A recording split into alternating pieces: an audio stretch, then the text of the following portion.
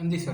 तो radical centers में कुछ एक बहुत ही ज़्यादा इंपॉर्टेंट पॉइंट्स है, लाइक पहला पॉइंट है कि S1 minus S2 is equal to zero, S2 minus S3 is equal to zero और S3 minus S1 is equal to zero का पॉइंट ऑफ जो कंकरेंस आता है वही होता है आपका रेडिकल सेंटर।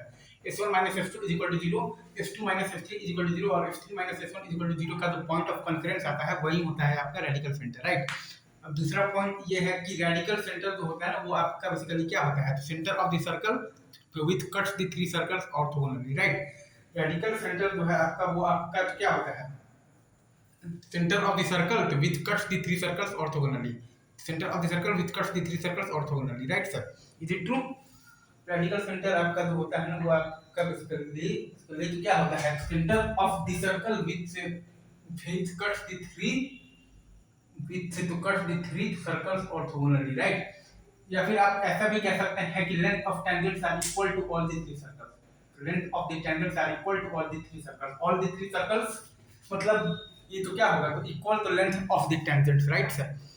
बस इतना आपको पॉइंट याद रखना है कि रेडिकल जो सेंटर से अगर आप तीनों सर्कल पर आप बनाएंगे टेंजेंट तो उनका लेंथ इक्वल होगा।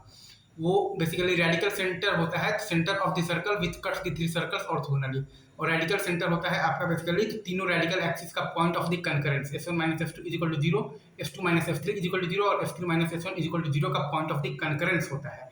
तीनों रेडिकल एक्सिस का पॉइंट ऑफ द कंकरेंस होता है आपका radical centre. Thank you very much, love you guys.